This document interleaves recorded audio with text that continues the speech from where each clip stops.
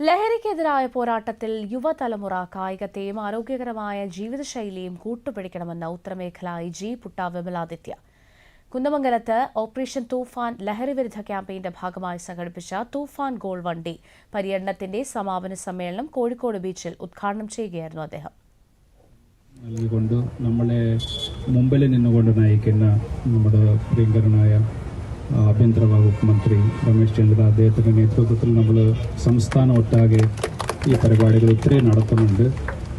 നമ്മൾ ഏകദേശം ഒരു 6000 സ്കൂളുകൾ കോളേജുകളിൽ ഈ പ്രവർത്തനങ്ങൾ ഇതുവരെ നടത്തി കഴിഞ്ഞിട്ടുണ്ട്. കഴിഞ്ഞ ഒരു മാസത്തിൽ നമുക്ക് ആവശ്യമുള്ളത് ഈ മയക്കുമരുന്ന് എന്താണെന്ന് വിദ്യാഭ്യാസ സ്ഥാപനങ്ങളും ജനപ്രതിനിധികളും സന്നദ്ധ സംഘടനകളും പൊതുസമൂഹവും കൈകോർക്കുമ്പോഴാണ് അതിൽ വിജയം കൈവരിക്കാനാകുകയെന്നും പുട്ട വിമലാദിത്യ പറഞ്ഞു. എം.എ. റസാഖ് മാസ്റ്റർ MLA അധ്യക്ഷത വഹിച്ചു. ഒരു പുതിയ തലമുറയെ ഇല്ലാതാക്കാനുള്ള ഒരു സ്ഥിതി